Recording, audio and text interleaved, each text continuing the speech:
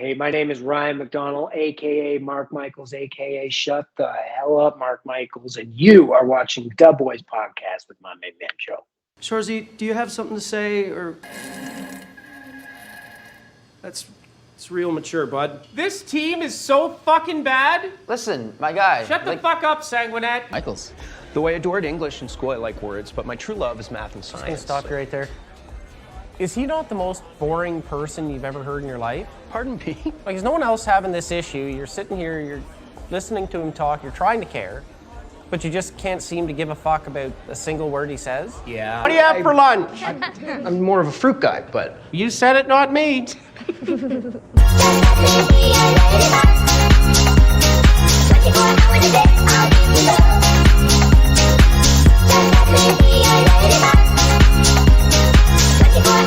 And welcome back to another episode of the Voice Podcast. My guest today is an actor and voiceover artist. You may have seen and heard my guest in projects such as Skip in Dr. Dolittle 3, Lieutenant Gonzo Pike in Battlestar Galactica, Kane Frazier in Slapshot 3. You got a lot of threes going on. It seems like Stuart Campbell in Smallville, Zach in R.L. Stein's The Haunting Hour, Jamie Brennan in iZombie, Kurt Weaver in The Flash, Deputy Rollins in The Crossing, Michaels in Shoresy, and many more. So welcome the man, the myth, the legend himself, Mr. Ryan McDonell. Welcome, Ryan. Wow. Thank you, Joe. I mean, like, I've never been introduced like that before. I've never heard my credits listed off like that. So I was like, thank you. I shouldn't feel so bad when I'm not working, I guess. But how are you, man? I'm doing good. Just hanging out, you know. It's been a crazy week. Yeah. How's Chicago treating you? It's really, really cold. It just snowed here like a lot yesterday. So yeah, I might be getting the tail end of it. It just snowed here too. So I'm in Toronto and it's getting used to the snow again in the winters. So I'm really cold. It's cold in here. I bet, man. Like, I wish when we were there, and not to cut off, but like we were only there for, it felt like, I think we were there for 2 nights, but it just felt like a whirlwind, like 6 hours or something. And then we were out of there, got to eat eat at once. And then we were like on a plane the next day early in the morning. So it was crazy. I want to go back so bad. I have a really close friend who works on a television show there too. And I've been meaning to go. And that was my first time. And I was like, I want to cancel my flight and stay longer. But yeah. Oh, it's cool. You guys might come back. Maybe that'd be cool if you guys come back. I don't know. I hope so. There's nothing set in stone, but I mean, for those who are listening, I guess we met in Chicago where we were doing our fall classic Shoresy games, where we were playing the alumni of different NHL teams, which is just nuts.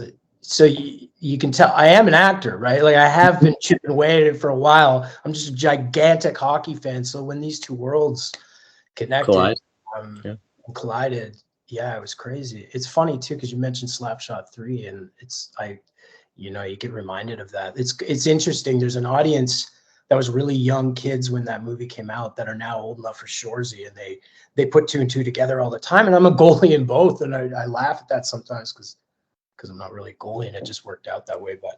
But yeah, I was playing. I got to play out. They let me. It was an honor and a dream, and I'm very fortunate to be out there skating with.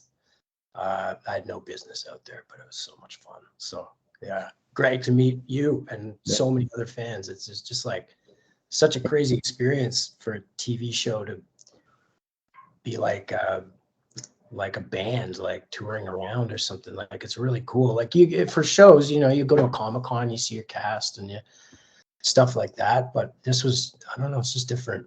It's special. I'm still trying to kind of process it, obviously. So I thought you guys would have like a team bus, like like teams have like their buses. That's what yeah. Well, we did for a portion of it, for a little bit. Like, you have to understand too, a lot of guys are from all over. This off. Let's get a little hot. A lot of guys are from all over. So, we've got right across Canada. And so we're all coming in and meeting. The first game was in Detroit. And so a lot of us met in Toronto and bussed that portion. And then we did Detroit, and then we went all the way to Buffalo as well and kind of circled around. So we got some bus stuff in for sure. That's cool. And I thought the game was pretty enjoyable. You know, I think you guys are pretty fun. That's awesome, man. Good, good. We like everyone's so damn good. They really are. And I mean, you know, there's a handful of guys that played in the show on our team, and Yeah. and for, you know, just the hockey world kind of came together on a really short notice to do these games, and we found out really quickly, man. Like, I'm up here in Canada and in Toronto, and you know, chipping away, acting on shows and stuff, and being on this has just been like, I gotta stop talking about it actually on interviews. It's probably boring to people. It's just like, oh, always thank you. But like, being up here a little bit like removed, I'm kind of just a little bit out of the city now. We had a 2-year-old baby, Diana and I, my partner, and he's just the sweetest little boy. And he's sick right now today, so sort of moving stuff around. It's that time of year at daycare, but we're here now in Toronto, and it's like Canadians are so polite. That is a thing. And I love it. I love where I'm from. I take a lot of pride in this. It was a culture shock going down there a little bit. And I've been to the States tons, but to see the fandom that we had for the show was so cool, so eye-opening, and like just grateful, man. Like, we're doing this right now. Like, you know, going to a rink with 6,000-7,000 people.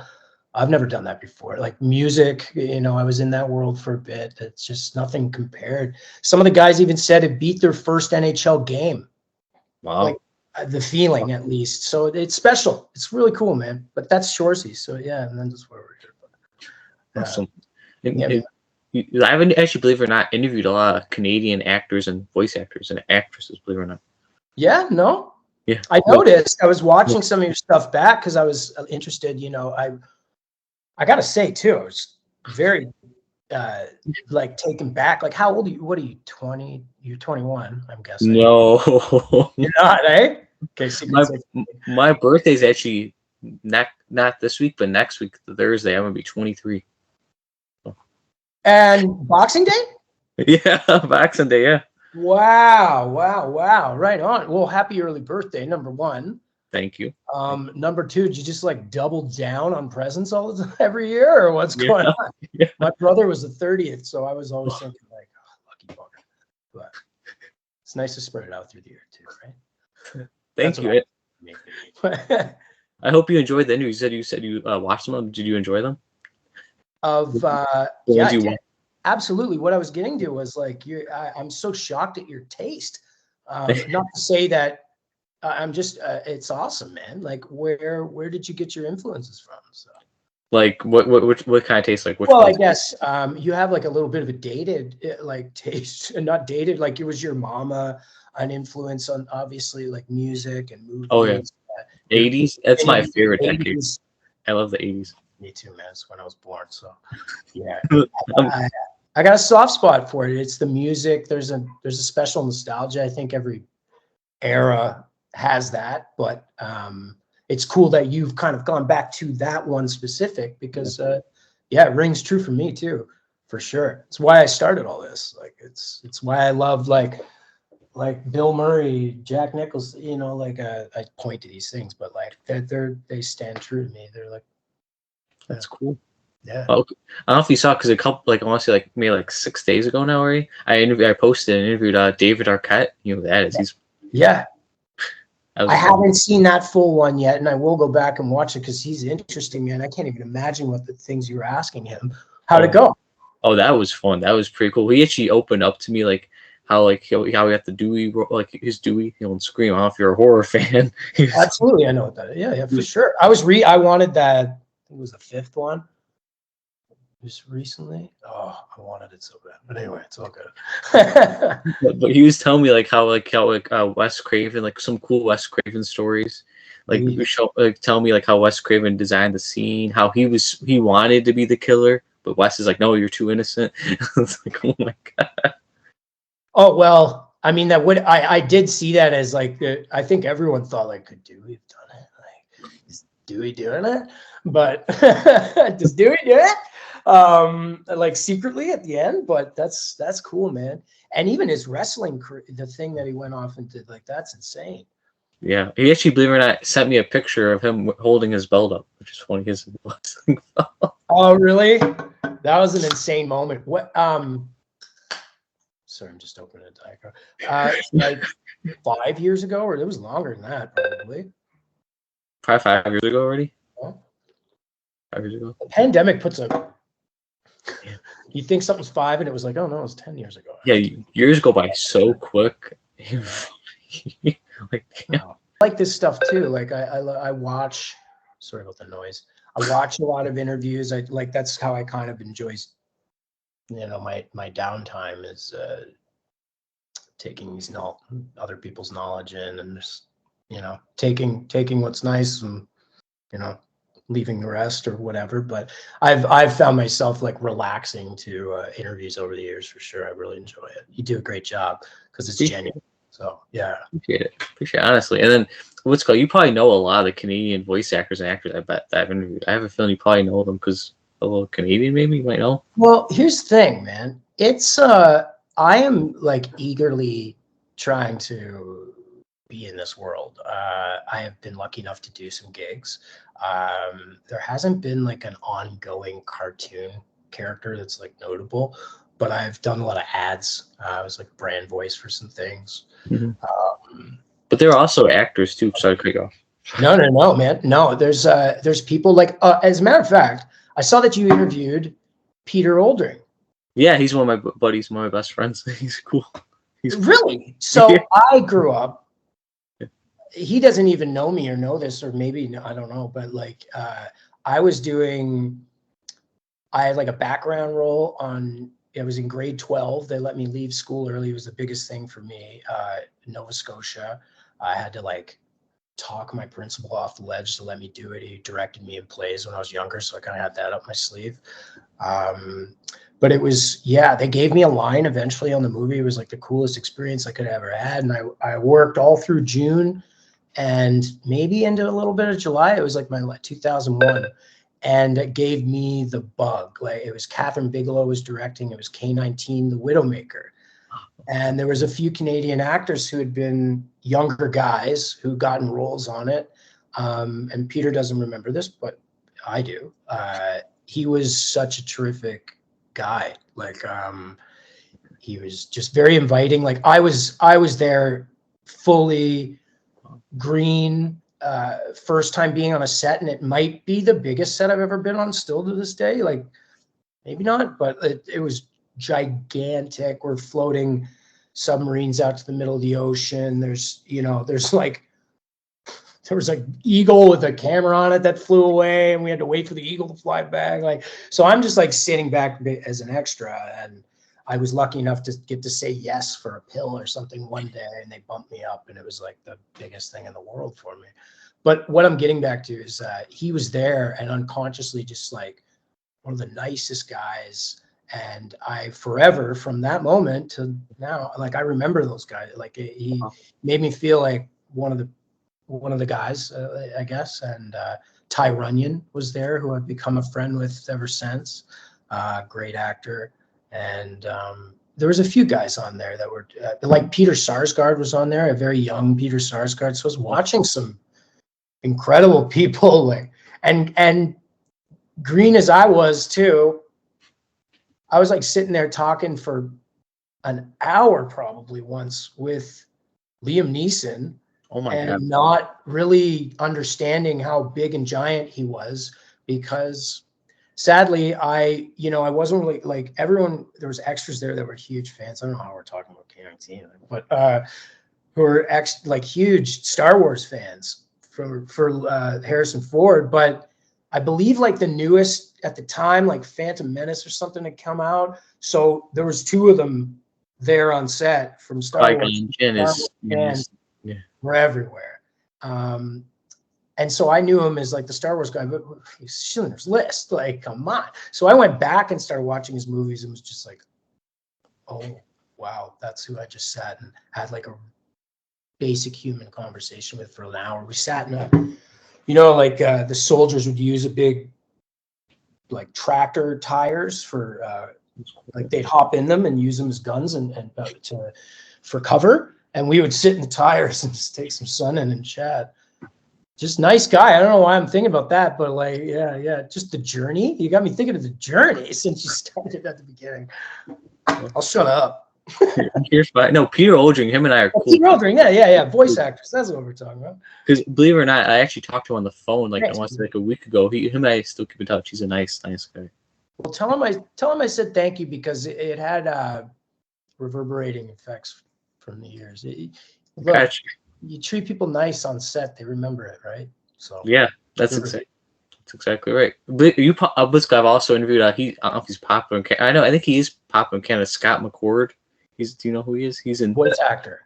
Yeah, voice actor. Scott McCord. See, this is the thing. Like what I was trying to say. Like I am eagerly just trying to get in there on these. So you know who he is. You know who he is though. That name. Yeah, but like they'll audition. They say they audition. I don't even know if they're going to hire from those. They do sometimes, but it's a very tight knit group up here that like once they've established a little bit of work, I have a few friends that they just get offers like weeklies, sometimes weekly. They do a few jobs a week. It's crazy. So and that was in Vancouver. I'm talking like a Vancouver based, I spent a lot of my adulthood there. So, yeah, so I speak about my friend Mark Hildreth particularly. I speak about other people who have been doing voice work and brand voice stuff for a real long time. He's really big in Vancouver, and yeah, just respect it. I think because why audition a bunch of people if you know someone can do it? So it's just that's what they're doing, and I just kind of want to weasel my way in there. Because I mentioned him because he's also an actor in Nova Scotia as well as the From TV show. Did you ever hear of that? From? Yeah, absolutely. Is that shot in Nova Scotia? Yeah. Yeah, that's what Man, I'm looking to go back there and work. The aesthetic that it brings to film is so nice because even just like the East Coast, the Boston, the blah blah blah, the oceans, that's being seen a lot more on film. It's nice to see because it's always seemed to be kind of passed over a little bit, or it was just Anne of Green Gables and stuff, and but like it's beautiful. There's tons of shows shooting in Nova Scotia. I didn't have that when I was there. I had to leave and went all the way across the country to Vancouver. So yeah, so I'm just really happy to see that it's like it's splintered off across North America everywhere. So it's nice, bring the crews up. It's good. And then you got to work with on Dr. Dolittle 3, Peter Kalamis. He's another person I know that I've interviewed. Yeah. He's another fellow. He's just a uber talent, just never stops working, I think. So I haven't seen him in probably maybe even since then, but you just hear his name all the time. That's crazy these names, sitting in Chicago. Yeah, I got my Canada connection, I guess you could say. How many times have you been up here? I want to because my favorite hockey team's in Canada, so that's why I want to go. Okay, who's that? The Canucks. The Canucks. Hey, man. Canucks. It's my first NHL game that wasn't an exhibition game somewhere else.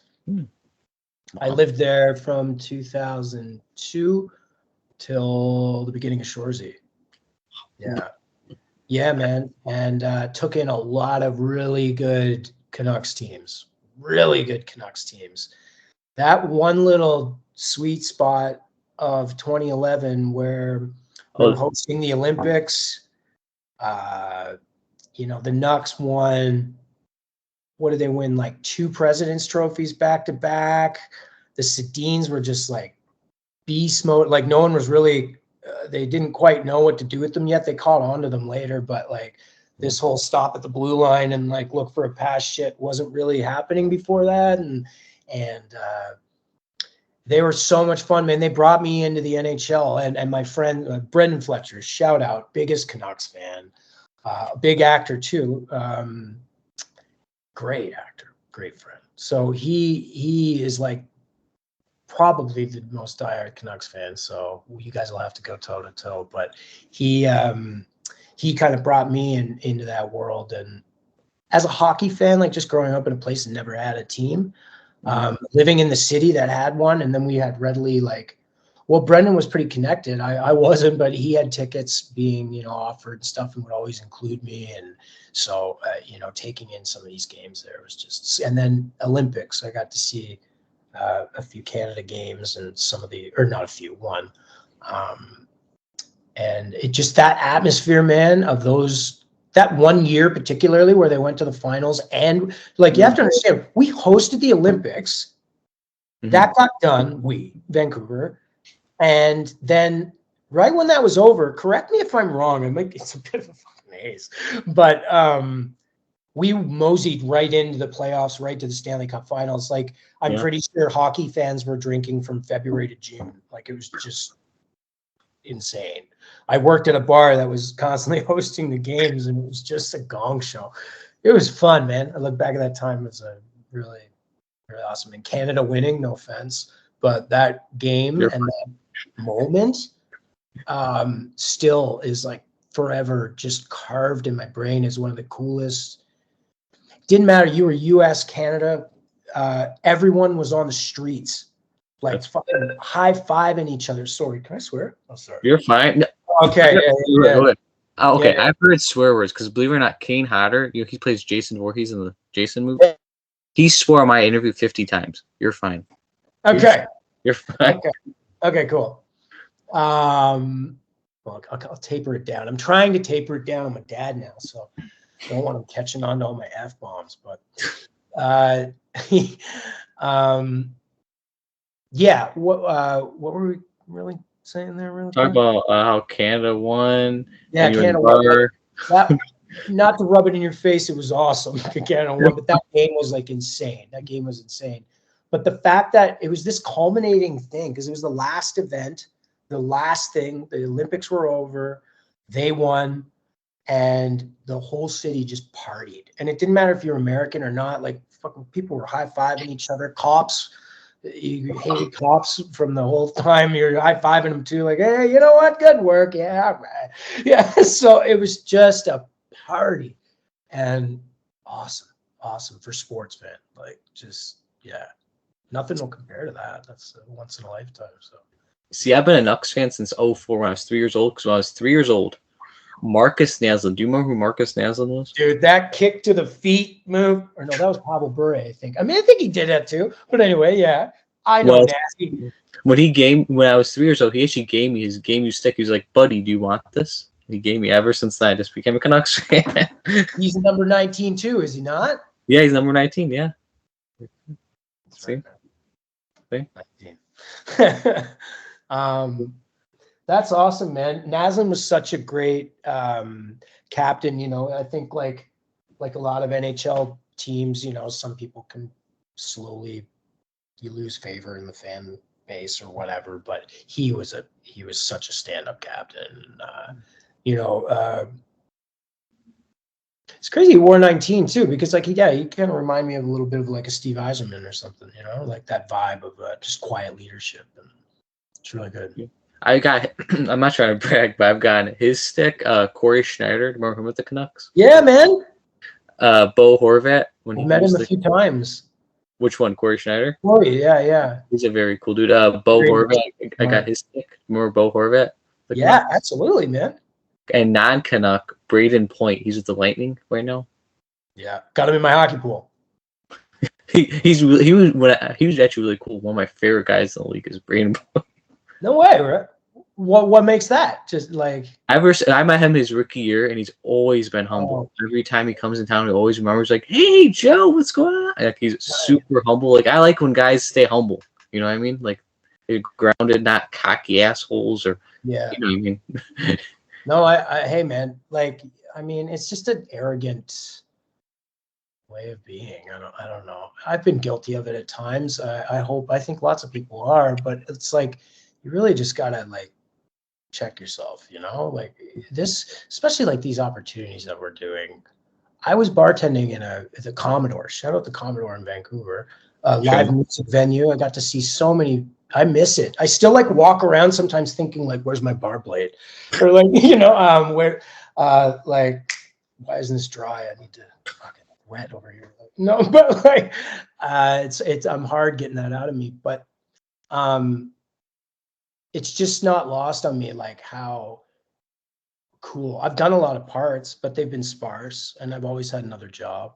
And this is the first time, and I hope that road's over, but it's the first time I've been able to just concentrate on the work, you know, which is like just such a blessing. It's such a blessing.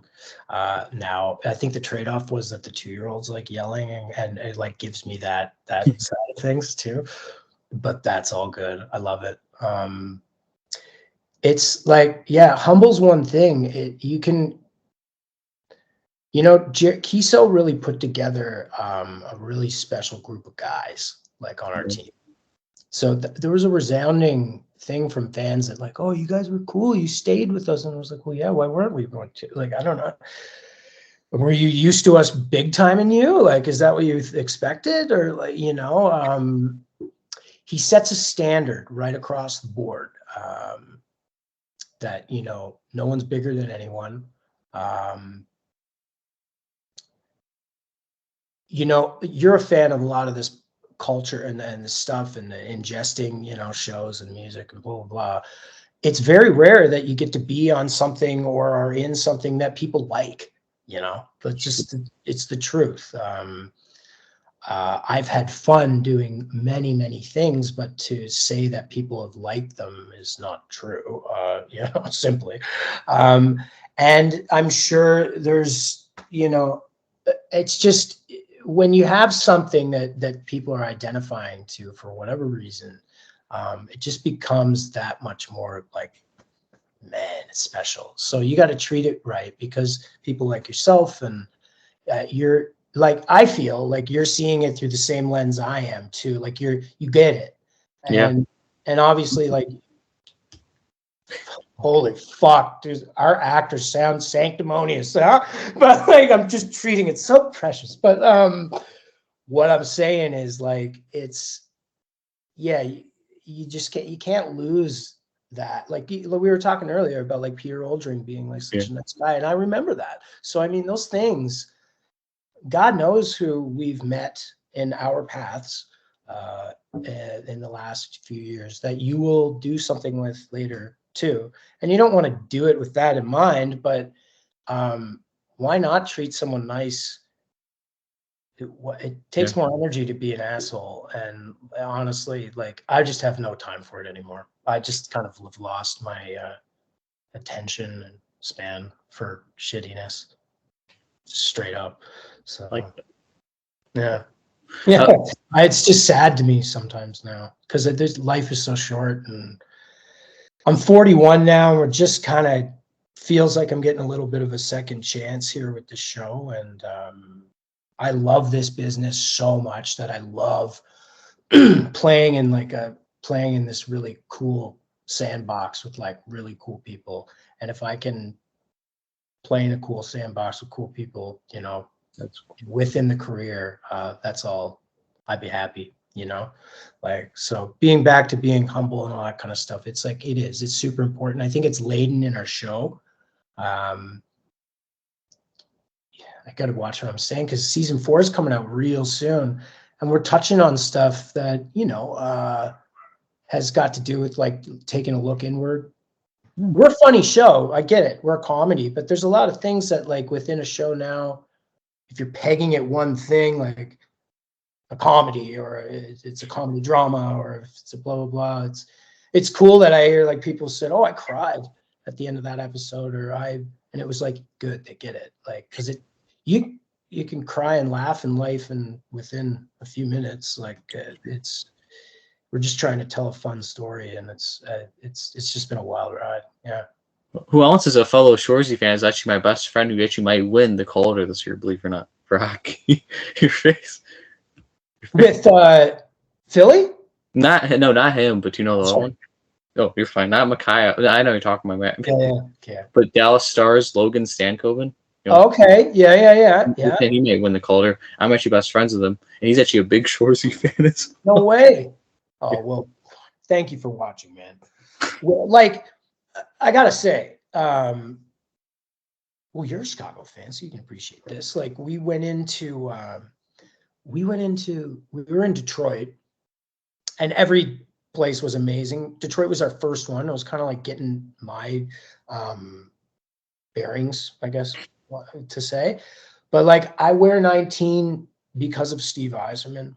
I grew up when I was younger. Like I'm a Leafs fan, but it was undeniably hard to not like the Red Wings when I was young. Like when Fedorov and those white skates, and even Brett Hull got traded there to like make them even more powerful on the power play. And they were just lights out awesome. And that red and white color scheme was just fucking awesome. And it was just everywhere I looked. When we got there, I was just a kid in a candy store. We went to a game the night before and we got mobbed by fans, and I was trying to enjoy it. I'm like, this is like, I'm a little bit beside myself. I'm trying to, take this all in. And Little Caesars Arena is probably one of the, I mean, I hear people and players say how nice it is and the facilities, the lighting in there is incredible, because there's never a dull moment where you're looking for the rink. And if they are looking up there, it's lit like red and white. It's just they do such a good job in there. Saying that, we get to go and see some players, watch practice, blah, blah, blah. Went into the dressing room, and like I was with Max Buffard, who plays JJ, and like we walked in the dressing room and Patty Kane's there, and he's just like, JJ Frankie, JJ, and you're just kind of like, What the hell? What the actual shit? He's like, come on over. We'll just like sit by his stall, talk about some shit. And I'm like, Jordan Nolan got a stick from, and it was not just him. Like there was all the boys of Tarasenko was around. That's cool. DeBrincat's kicking around. These guys are, I watch. I'm a fan. I've got them in my fantasy fucking league. So, like I even said, I was like, to Lucas Raymond, I was like, thank you. So it's just cool, like in this world where the walls are being stripped down of like, these people that were, fuck. If players in the NHL think this show is cool, then cool, right? Like, yeah. I mean. That's right.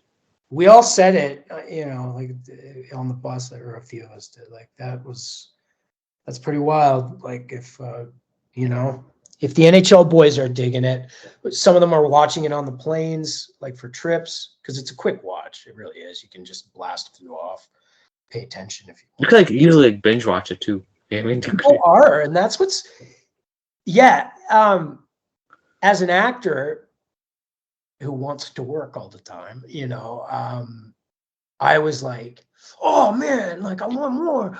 We gotta do more episodes in season. We could totally, like why did we jump ahead in that storyline? And then I was like, wait a second. Like after like season 2 came out, and there's that kind of time jump, right? And I was like, wow, where are we going? Like, and I genuinely don't know, which is so exciting for the process of the show.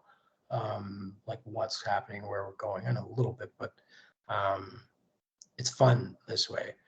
And you see these time cuts and you're like, whoa, where are we going? And then you think like, well, yeah, what are you going to overexhaust or exhaust people with just like hockey winning and losing like all the time? There's more to it. And the more to it that we've been exploring is the more that people are kind of thrown back, and it's like, oh man, like could have been their chess club. They were like, oh man, me and the other player on my chess club, like they went through something similar that, and we're on the off season for this new season coming up. So there's a little more like personal stuff that's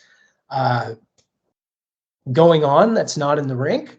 So it's fun to explore and like, open up our characters a little bit. That's not just like, sweating for the puck. But and Kiso's probably become a coach now, it seems like, since he retired. We don't know yet. Yeah. He's gonna find his way. I mean, doctor's orders are he should not be playing. So we'll see what happens, right? It's the summertime.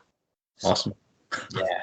I'm excited for this for the season to come out, because it's kind of a one-off in a sense that it is very different. And what I was just gonna say quickly, because I'm talking unbelievably too much, but You're that's what this is, right? So, like, I think about like, oh man, we could have gone more, and then I'm thinking like, when this is all said and done, I hate to think of that, but it will be. We'll look at it like as this whole, as like a anthology or whatever you want to call it, of the show itself. And I really do think that you could, you know, binge it like little books. Like the chapters are really digestible, and you can bang it off. And it's exciting, man, because for someone like you in the States, with you watch it on Hulu, right? Like, Yeah. Ooh. Hulu's becoming global January 1. Ooh. We're being told. So it's kind of exciting, like that we have, not only that we have season 4 coming out, but we're coming out when that's going global. And then for all of those people that haven't seen the show, because there's tons, it's pretty cool that we can be like, oh, okay, we'll just go back and binge it. It doesn't take long. And then you can watch this new season that's really awesome that just came out. Do an international tour. Sorry to cut you off, but do an international tour. That'd be cool. Girl, would love to. Hey, I mean, Australia loves hockey. Fucking, there's some Sweden, weird Sweden, Finland. obviously loves hockey. There's gigantic. See, this is just it. I'm one of the cast members. There's people that are the higher ups that are being approached. That, you know, the hockey world has you know, joined in. We've become a topic of conversation within that world, which is cool, because the sport and TV thing for me, film, has always been like kind of hand in hand, but that's just my personal life. So when it blends in like this, like, you know, it's anyone that probably does like music and acting, which I did and do, but it's just fun to be able to, when you meld two things together and you're like, shit, you know, like, you know, Jared loves music so much. Some people know, some people don't, that he is absolutely in charge of every song that plays on our show. People are always saying like, oh man, your musical supervisor is like the best. And he's like, well, it's Jared. And not only are the songs like picked later, they're written in the script. So like, and whether, and most of the time they're there for a reason. I hope I'm not giving too much out here. So I think pretty sure we've talked about this, but the sausage is made. But we, like when you're looking at these scripts and getting them as a new pack, and you're like, okay, what's happening this season? He'll have it queued up, and I don't know if other people do this. I do it where I'll go search the song, play it, let it play for a second. It's even time coded for the clips of scenes, so it makes it easier. I think it makes it easier for everyone, to be quite honest, later down the road when you're cutting and all kinds of things. But that's yeah, that's geeky brain, weird stuff. But it's like, it's effective, and so when you're blending these two things in the world, I know he must get a giant kick out of when you see the photography match the audio, and it's kicking and your hair's raised up, and you know, like that's what it's all about. So yeah. Now, what made you want to become an actor, and who just is your biggest inspiration for acting? You say? I always kind of say the same thing, but it is true. Like Bill Murray. That's Bill's like thuggy Bill. Ghostbusters was such a movie for me because he had this ability that was like funny yet leading man, quirky, but had this like glint that he was along with the audience for the ride. Like, and that movie, for some reason, well, I mean, it's fantastic, but just went at my age, and when I had the toys and I loved it. I'd run around outside pretending I was a Ghostbuster, and then the movie, like, and New York as like a character in it, you know, like it was the buildings, the architecture in the movie, like it really stood out. It still stands out to me. When I see movies that have like the town as a character in it, it really resonates with me. And so he like movies like that, the movie Kermit the Frog. I've said this before, the Muppet movie, him going to Hollywood, was a giant. I loved Kermit. I still have him. So yeah, love the Muppets, love Jim Henson, love like that whole like Jim Henson, Lorne Michaels, New York vibe, like from the, the beginning of SNL and that world, that time. Like I really like find it fascinating. Would love to one day work in that medium in some regard, but it's one thing at a time. But I'm a fan of it big time, and like the puppetry work was something that I quite enjoyed as a kid. And I think like you see when I heard Jason Segel was doing the new one and he had just this love for it, I was like, I got you, man. I see you. Like and he did a great job with it, like reinventing for a new audience. Anyway, yeah, the Muppets were like huge.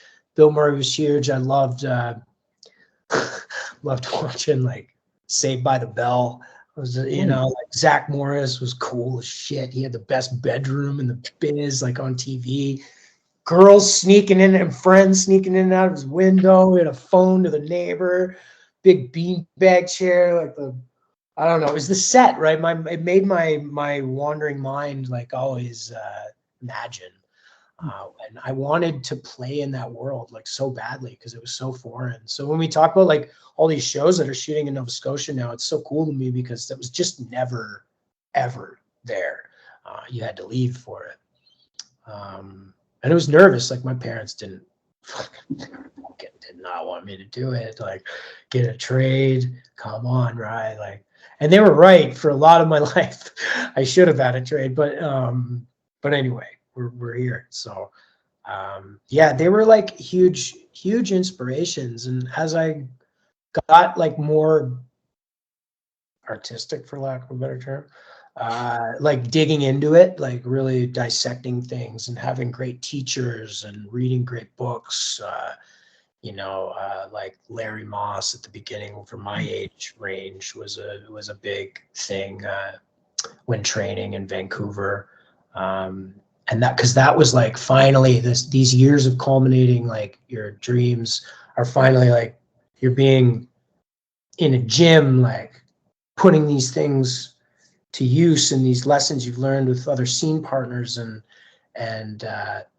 so like, yeah, just to cut back, I mean, there's tons of people, but I always identified with like some of the people that were a little bit old, who kind of like hit it a little older, the Ed Harrises and the Jack Nicholsons and those were the guys that I watched and then was like, okay, like I want to do that at that age range. Like if I've done trying to be cool as a leading guy and like it was just like it's just not me. And but I'll do it. But like I guess like what's so fun for me and why I'm having like the time of my life genuinely right now playing Michaels is that it is like so kind of just weird and fun and being written some really great stuff. So That's cool. Yeah. And lots more fun. Yeah. This season I'm proud of too. So it's fun. Yeah. Very cool. I was gonna say, who are you gonna call since you said Ghostbuster? Oh man. Annie Potts, Janine. Let's go. Right? Yeah. I had a crush on her. Like she changed her look all up. It was like all weird. I was like, what? Who's Janine in season part 1 to part 2? Like she's got this bob wig now, black glass. She's the best. So you want me to interview Annie Potts? You'd be like, Michael's from Shoresy had a crush on you big time with that weird red hair and like it was like what is it? Anyway, I won't get into that. Some young kink. oh god, that's weird. I never even thought of that until now. She probably wanted to look more like the comic toy. Like I don't know if the comics came out before it, but Then you got like Chris, whatever, Hemsworth playing. Sorry, he's here, but Hemsworth. playing. There's a lot of Chris's out there.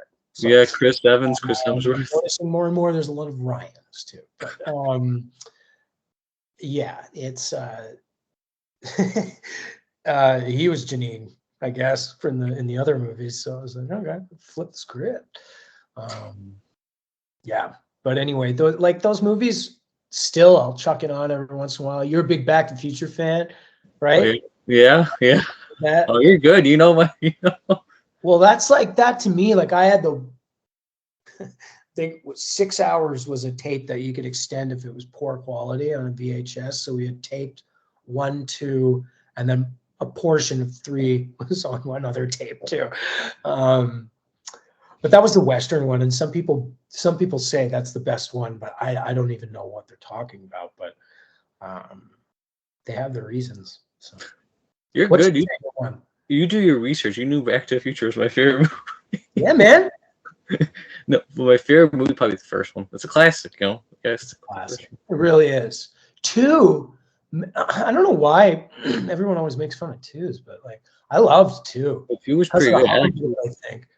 Just that whole sequence of like the town and the hoverboard was like, That was fucking cool.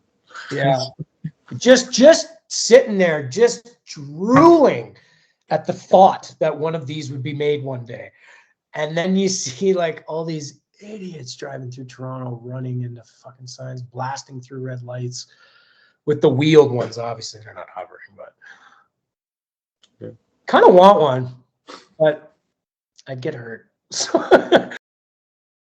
You know, I know that hits me really hard. Like life is so short.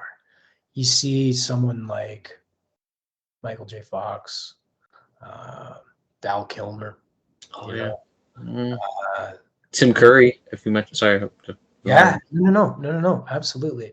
Like, so this is where my love for, your art on being photographed on screen forever is like so important to me, and reflective of like, hopefully reflective of, your times and what you're saying. You're not always able to do that, but that's what's important to me. And I think like when you see, it was like, damn, man, I was just watching that Val Kilmer thing, and you see him and it's fuck, like, and the Doors, and you know, like everything that he did was just so like Tombstone, and just everything. Kiss Kiss Bang Bang, like it's just when you've done, he put some great work on film, and now sadly, people are trying to milk money out of That's fucked up. Sorry. one like that. Yeah. I'm just like, fuck. It's sad. I really like, that documentary, not to get into all this stuff. But yeah, it's just what it is, I guess, like with Michael J. Fox, our Canadian like guy, like he's one of them. He's definitely one of our tops. And to just out in public to see the that is just not, just let's let him be in some peace, and we don't need to have any more autographs. Let him like have some enjoyable time. Anyway, He was very cool though. Like I would. yes, man. That's why I'm so like love, because he was the best. He was the best. He was the best. He was like the most relatable leading man of like, you could stick him in any movie, Teen Wolf. Yeah. Like you just wanted to watch him. You just wanted to watch him. And that's awesome. Yeah. You're absolutely right too. Like you only like the life is short.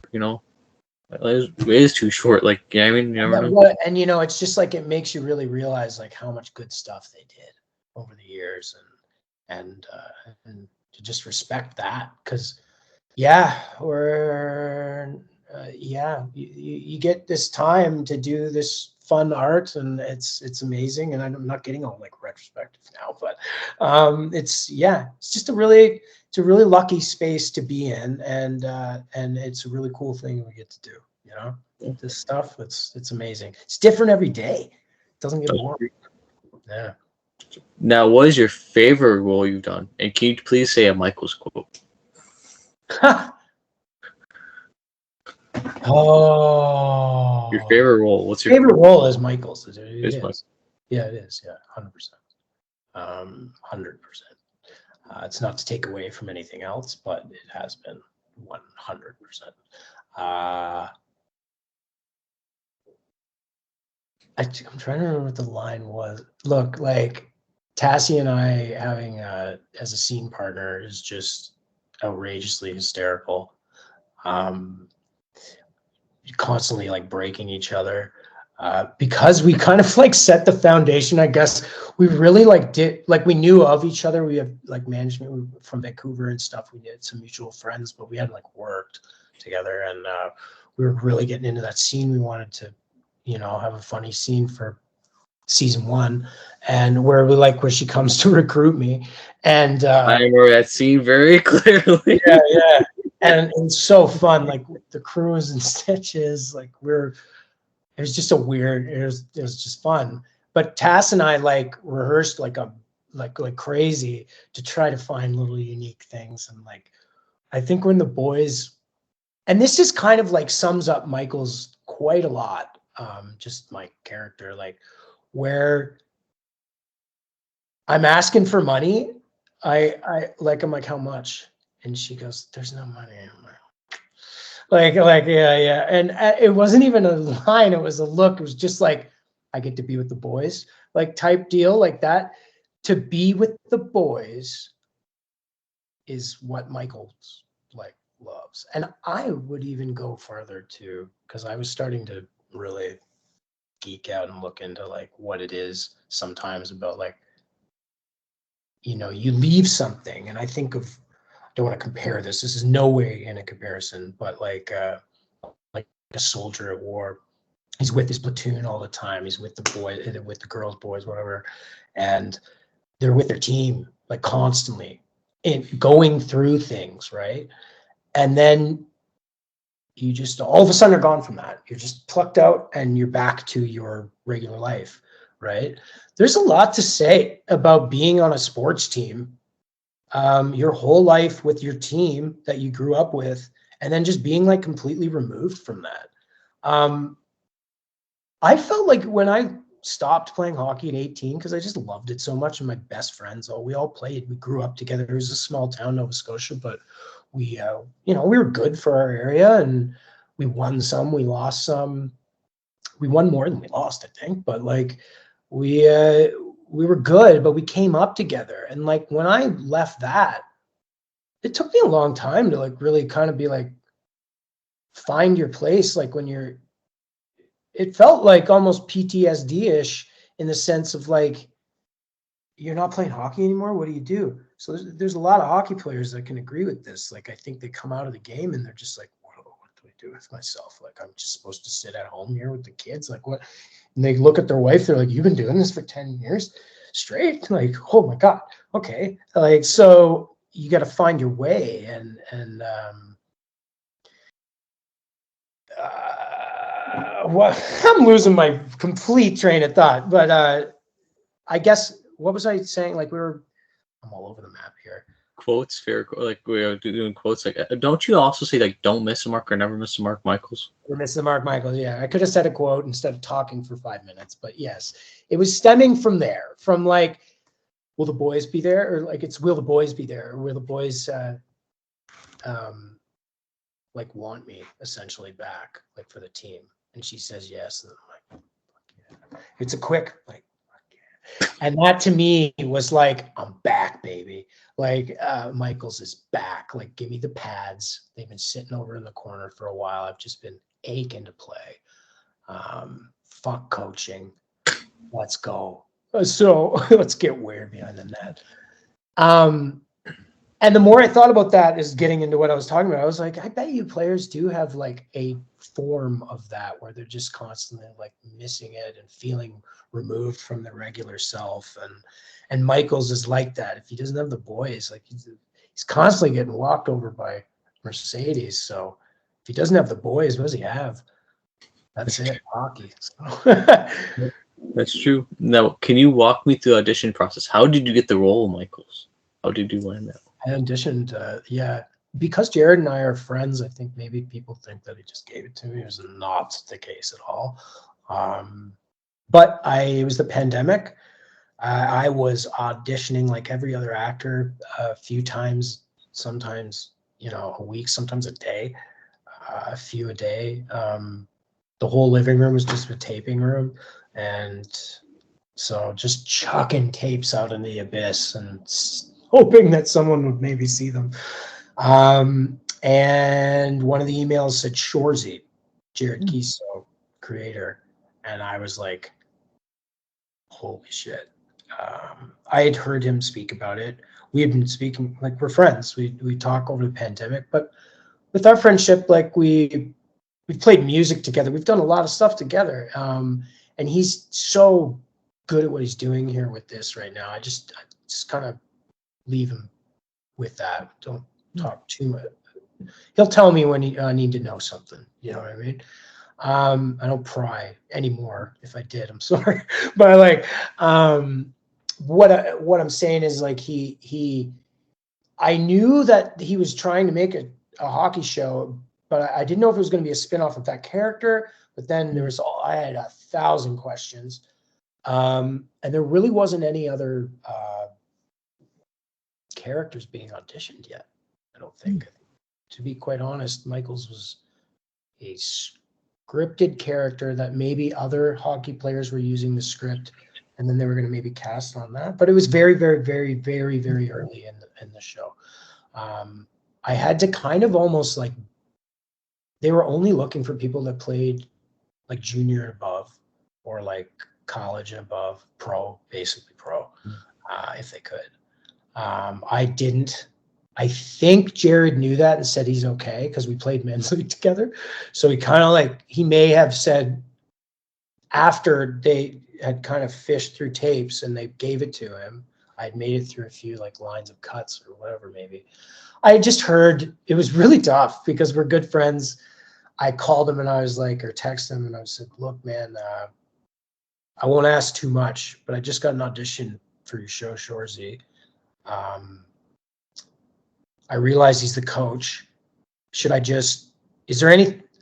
think I just said, is there anything I should know before I go at this? Or is there anything you want to tell me before I go at this? And he just said, use your gut. And I said, cool. We left it there. I worked my ass off on that tape. Still have it. It's actually the first scene of the series. Not the first scene where we're in the dressing room. We come in. Not the first scene of the series is actually the round table of like Jay Onright and RA and. You talk about the scene where he's like in the bathroom stall and you're like. And I come in and we're like, so it's like showing the team for the first time and shows his face eventually, and that's when I know people have actually watched the show or not, because they're like, yeah, man, you're for coach. I'm like, I saw that YouTube clip, huh? So, so that scene was, very well written. The rhythm was crazy. He's cut me off from a bathroom stall. I had my gal Diana. I was like, look, like, I feel like I might know the rhythm of the show a little bit, hopefully better than other people, because I want it real bad. I'm going to keep talking over you, like power through you. So your typical audition, like, it's just like, it wouldn't have worked. So I was like, let's just make it chaos a little bit and power through this stuff. So did it. It was April. And then May went by. Maybe around the end of May, my agent called and she was like, hey, so they really liked your tape at Shoresy. And I was like, oh, really? I was like, I've heard that before. I was like, great, cool, okay. But they can't, like, it's always like, but.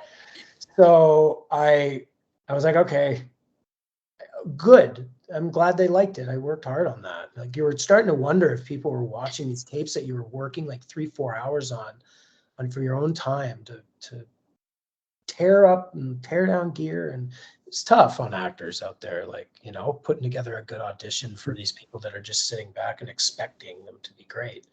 So it was tough. And anyway, we do did this scene, got it out there, waited. They there was started to be a little bit of rumblings of like, oh, he's one of their choices, and there was like, well, there's no other choices, and I'm like, okay. And Jared and I we would have like Skypes with each other, catch up, have a drink, and the monkey in the room for me, or a monkey, elephant, was like,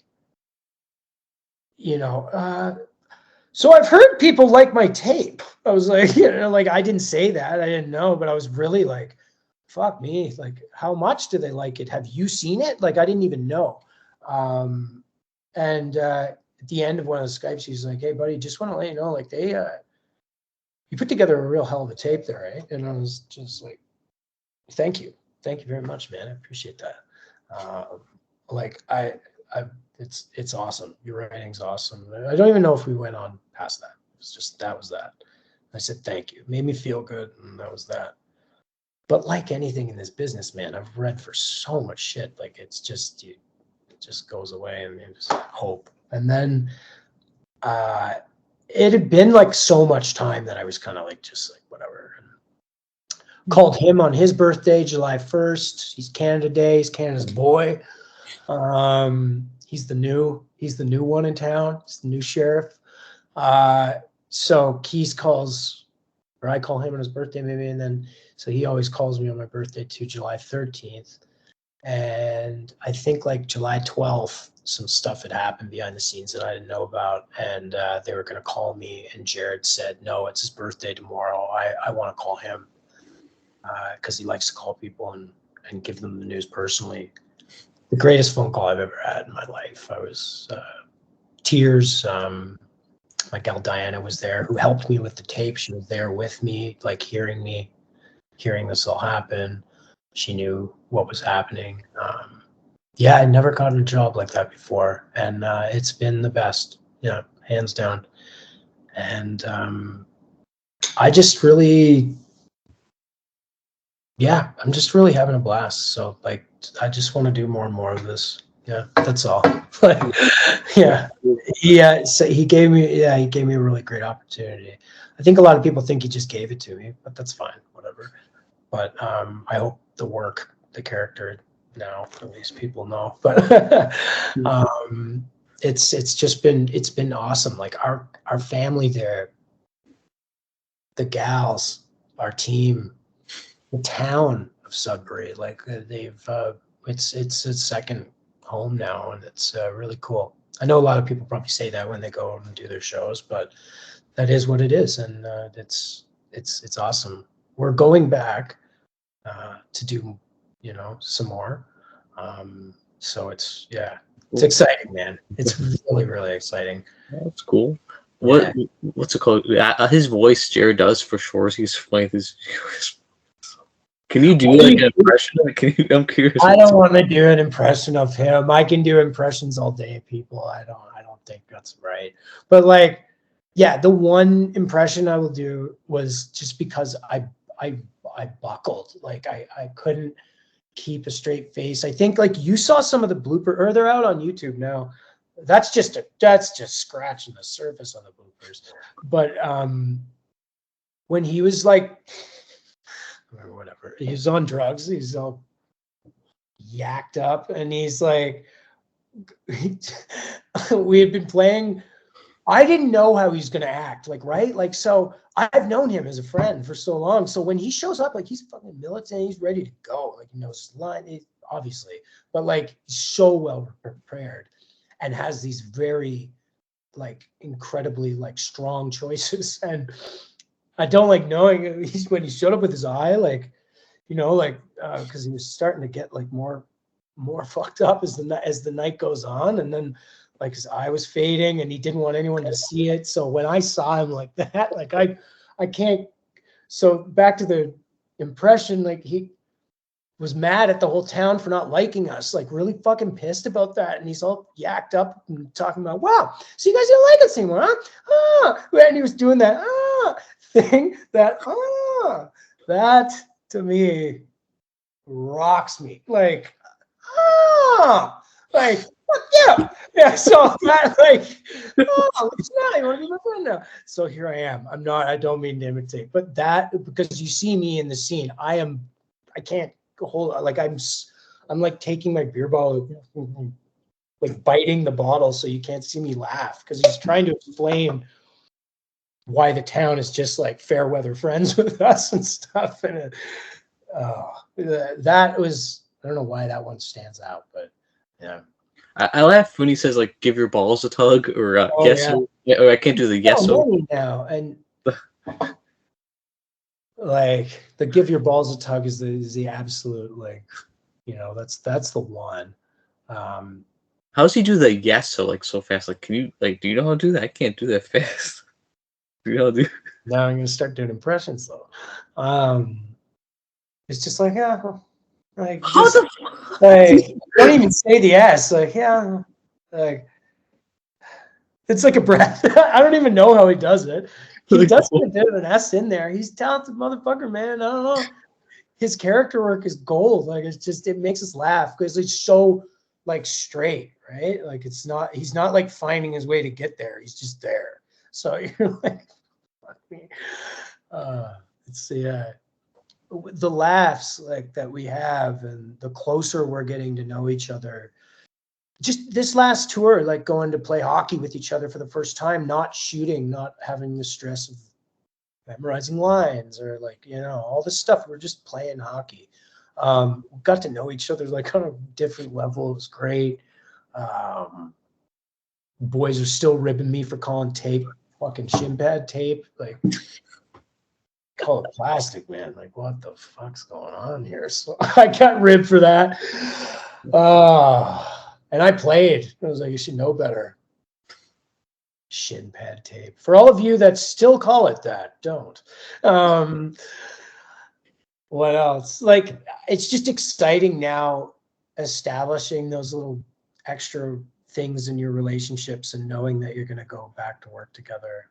It's pretty cool. So That's cool. Now, favorite Shoresy character, and do you have a favorite behind the scenes memories? Like a memory that no one knows about, like a favorite memory? Jeez, that's a real tough one. They float around. Like, I'll see a scene with one character and I'm like, oh my God, I fucking love. Like, Goody kills me. Oh, the settle down, that guy. It's just like, and it became very evident that like he was a big favorite among everyone when we were on tours. It's just his nature of like just so dry is exactly what you need in that group of people. Love him. Just a great guy. Like Rory's great. So funny, so quick. There's the obvious people, obviously, right? But like, yeah, Rory's great. Just love his scenes that he has with Jared. And I hope to be interviewed by him once so we could have like a scene together, but you never know. Those two come to mind for sure. Is there a favorite memory you have behind the scenes? Yeah.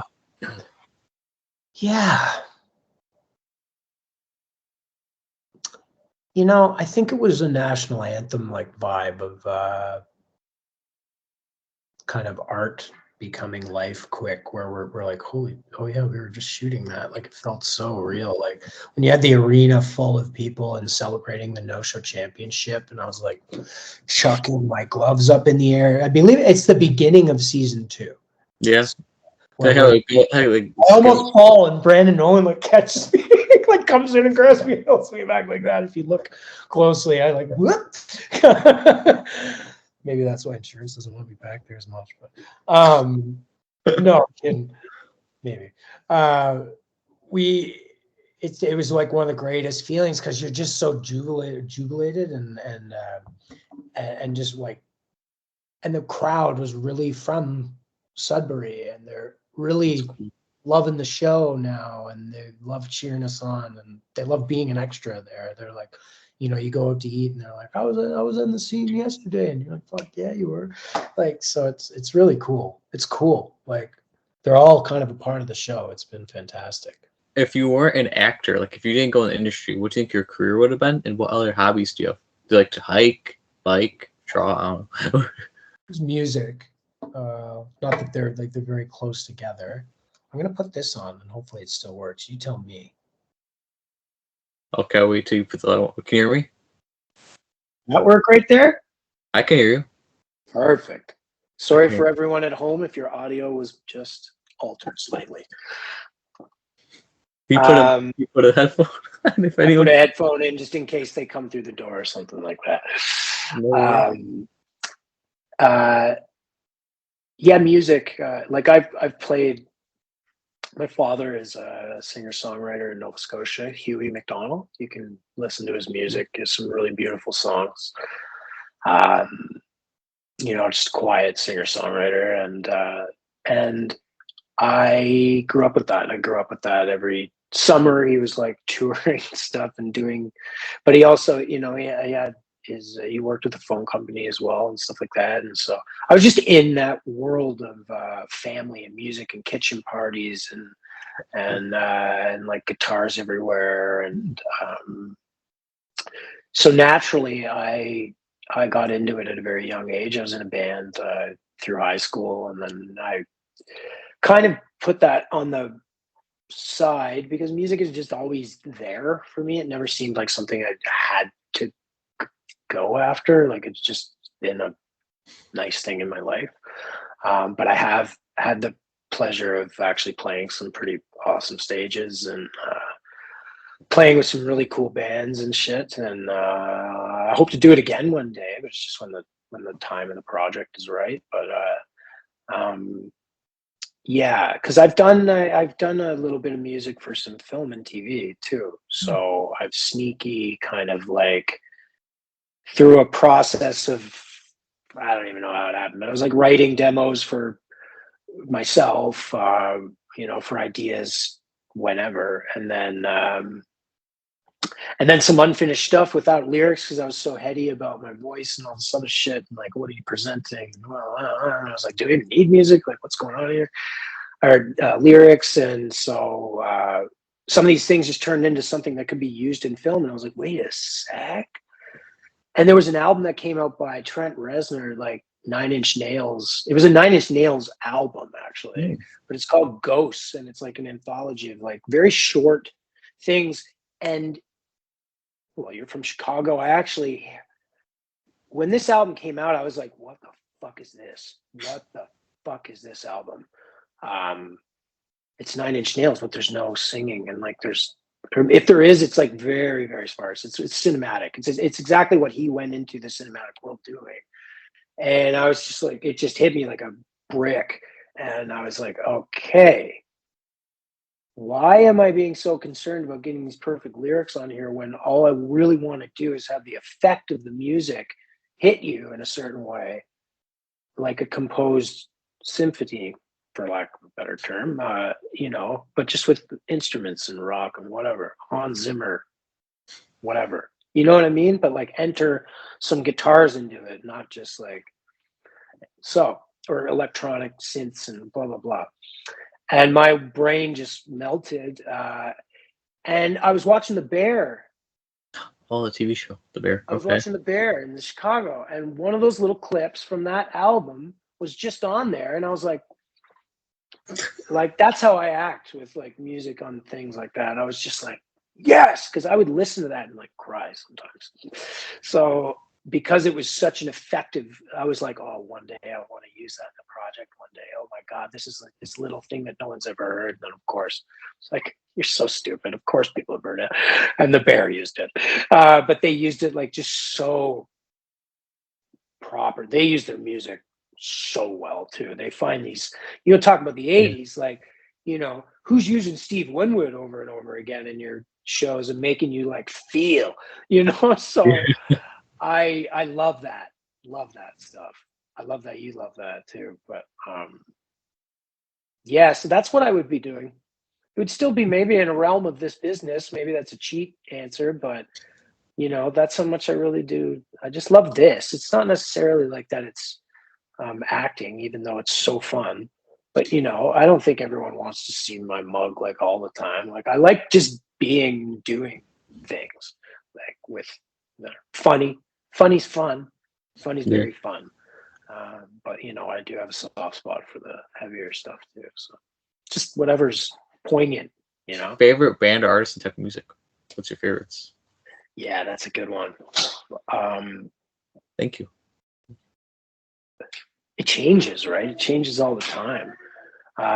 It's Tom Petty. I find myself like, yeah, Tom. you say Tom Petty, right? Like Running Down a Dream is just like an important song. And I'm a stickler for that, like that BPM. If you ask anyone that I've ever played in a band with, it's usually like my slow song would probably be something along that, like Running Down a Dream, like something that's moving. I love that. I love a band called the OCs. The They're a OCs. punk band out of California that's like, if you've seen them, you know you've seen them. They have two drummers. They usually play like in a line at you. And it's just incredible. They're just the best band live. And their albums are wicked too. They got some great songs that I just listen to over and over and over again. Hey, buddy, high five. And Yeah. yeah, I've seen dogs crawl on screens and cats. yeah, we've got birds could fly across. It's okay. Here, don't worry about them. Just let them. So we're it's like, yeah, they're great. Love them. I found myself like really repeating the new LL Cool J album that just came out that like Q-Tip produced. That was incredible. I love like a good production, you know, like a good like sonic sound. That'll get me sometimes over like necessarily what, you know, like Sturgill Simpson's country is incredible for that reason too. It's reminiscent of like older times, but yeah, he's going to be a little musician too, as you can tell.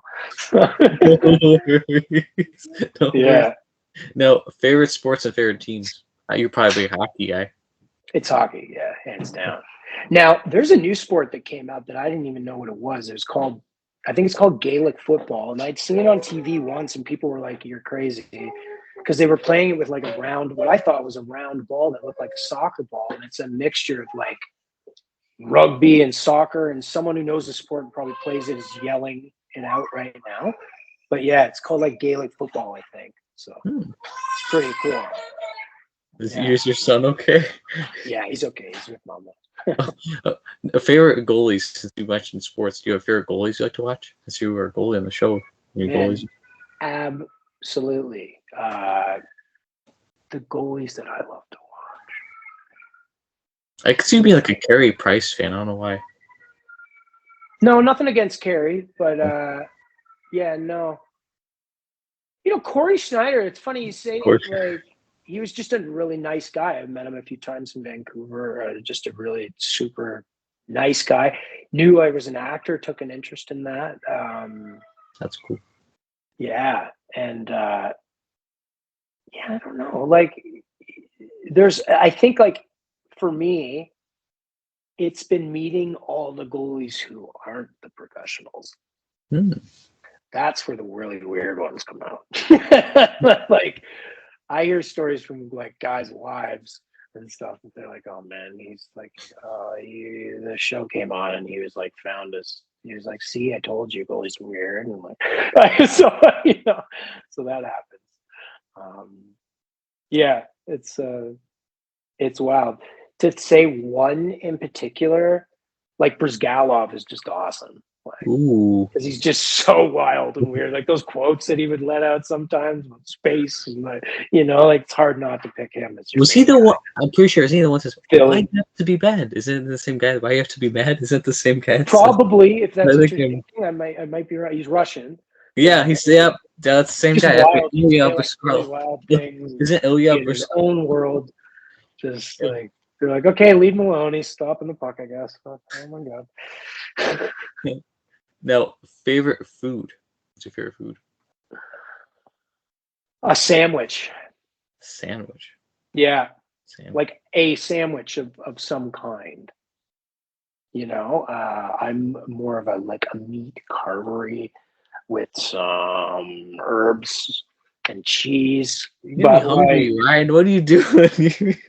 People all say pizza, and we're going to get into a whole deep dish discussion, and I just don't want to do that. But like, pizza's obviously great. Everyone loves pizza, but like, I'll eat a sandwich or a wrap every day and probably be all right with that. For sure. Do you like sticks? You know, it was Love like stick. I've been on. Look, I've been eating ice cream. There's an ice cream out there that's like kind of like, I don't know. It's a hack. I don't know, it could be full of shit, and I'm eating a bunch of junk. But Halo Top. I mean, it's not good for you, but it's this ice cream that's like kind of not as bad for you. I've been crushing the salted caramel of that. Like, sticking Oreo in there too. Bob's your uncle. I was tempted when I met you guys. When I met you, I was tempted to get a box of stick sign and give you guys sticks. People were doing that, and then they were Really? melting. They were passing to us. I'm like, this is a cone with liquid inside. But thank you. Yeah. I was tempted to do Really that. nice Like, gesture. Yeah. now, are there any projects you have in the works? Anything come up in the works? I do. Yeah. I have. There's two different. There's a movie in particular that I'm keep being pushed because of time, and it's seasonally specific to be shooting out in the winter. So this winter got another push, but hopefully like early fall next year, we're doing something back in Vancouver. Some people I used to work with as well. So yeah, it's pretty exciting. It'd be like a first lead role and within the world of something that I really love. So about like a radio DJ. So and very high stakes 24 hours. So Do you know about, speaking of projects, do you know about the new Shoresy game that's coming out? I heard there's a video game. So I don't know enough about it. No. So this has just come out. It's arcade style. It's coming out real soon for Christmas. I cannot wait to play it. Xbox One is just sitting there cooked up, ready to go. Yeah, is it good? Does it have like the characters from the show too? I'm assuming It does, I believe. Like Shoresy's in there. So I don't know enough. I really feel bad that I can't give you a proper answer because it's something that we found out when I was like doing warm-ups, like sitting there like whipping pucks, and I look and get one from the boards. And I look over and I'm like, Shoresy video game, what the fuck? I'm like, we got a video game coming out? Like, I was like, what? And I'm like, when? What is it? And I was like, is Big Sexy in the room? Like, I have all the questions you had. So I was like, is it like player based? Like, you go suit up and get in the, like, so we're all going to find out for the first time together. So, that'd be cool if Michaels is in it. What the? That'd be fucking it cool. would be very cool. I'm hoping that he's behind the pipes in one of these situations. So we'll see. I really don't know. So You'd be also cool. Speaking of like Michaels, they have Funko Pops of Shoresy. They should make you. yeah, The rest, they have a Shoresy one. Him as the ref and he's the normal one. How about you guys? on, you know, in his What? suit/pads or something. Like a two tack. You could do like a Come two on. tack. Yeah. Do a 2-pack. Come on, Funko. That'd be cool. I'd buy. I'd support. I believe that, like, I don't know they're out, but I've heard some rumors of stuff like that. They do have a Shoresy one. Yeah, they have a Shoresy one, and they have him as the ref. Yeah, two yeah, Shoresy. I saw it. Come on, they gotta make you then. What the fuck? Hey, man, get out to the people. It's okay. Anybody from Funko watching, make Michaels a Funko.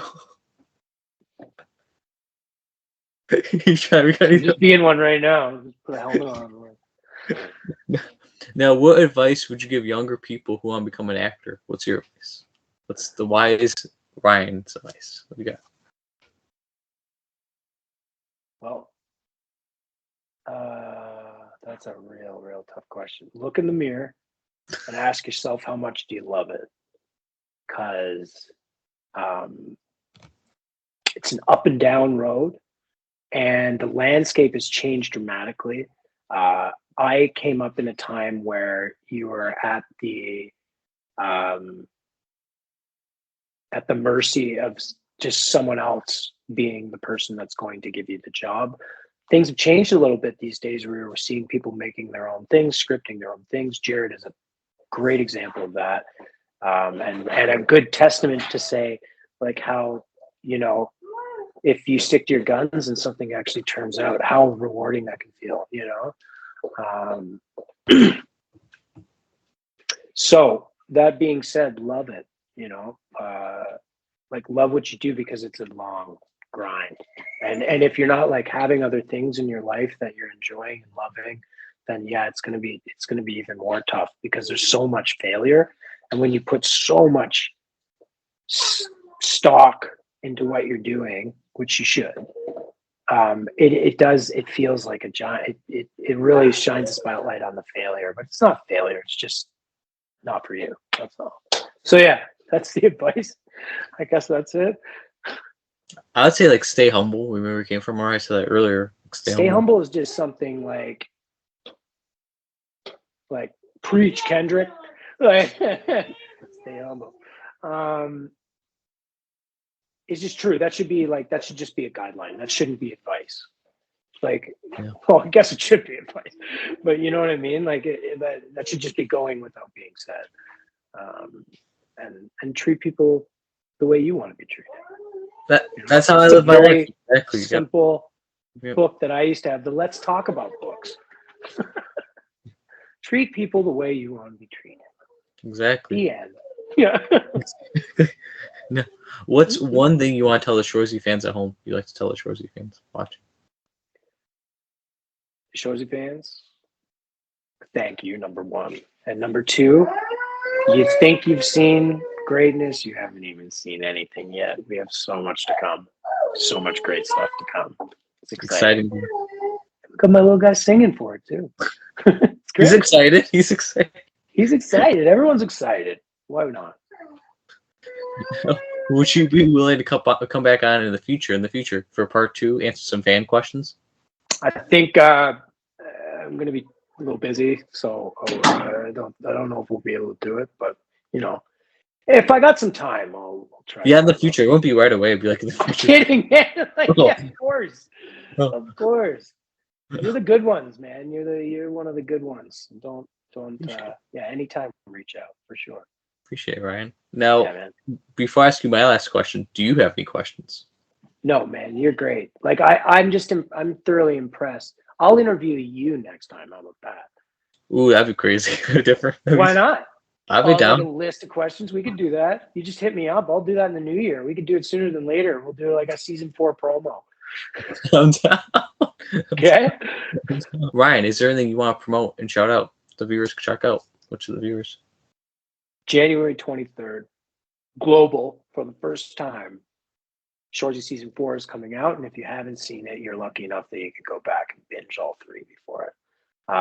Really proud, and hopefully you guys like it. It's an off-season vibe, so it's gonna be fun. When we're in the midst of all the snow, you'll be able to like nestle up on the couch and watch a little bit of like summer vibes. It's gonna be good. It's exciting. And do you know how many episodes for season 4? How many? 6 again. Ooh. Yeah. Sorry. We're 6. Yeah, we're always 6. So. Seems you never know. Because you never know. No, you never know. Because if they want to do 10, I'd say yep. So, but yeah. It's 6. So. Very cool. Well, I'm excited to watch it. I'll also link down your Instagram page, your socials, your social medias. Yeah, it's just at Ryan_McDonell, and no one spells my last name right, so it's McDonell. Yeah, people say Ryan McDonell. I'm kidding, Ryan. I'm kidding. It happens all the time. I mean, the most gigantic restaurant is called McDonald's, so everyone just kind of assumes it's that. You're the owner of McDonald's. I'm kidding. Yeah, CEO, Big Mac. That's your nickname now, Big Mac. I'm kidding. Okay, only you can call me that though. Big Mac. Thanks. I'm not a Mac. I'm a Mick. Get it right. Well, thanks again, Ryan, for being an awesome and amazing guest. I had a fun time chatting with you. Thank you, Ryan. Oh, thanks, Joe. Thanks so much, man. Really appreciate it. Thank you. Have a great day, everybody, and stay awesome. And you stay awesome, Ryan. All right, will do, man. Cheers. And say hi. Say hi to Annie Potts. I'm kidding. You do that for me. You got to reach out and have her on, and I'll just sit back and watch and be like, "Yeah, cool." I bet she'd do it. She's cool as shit. I bet she's cool as shit.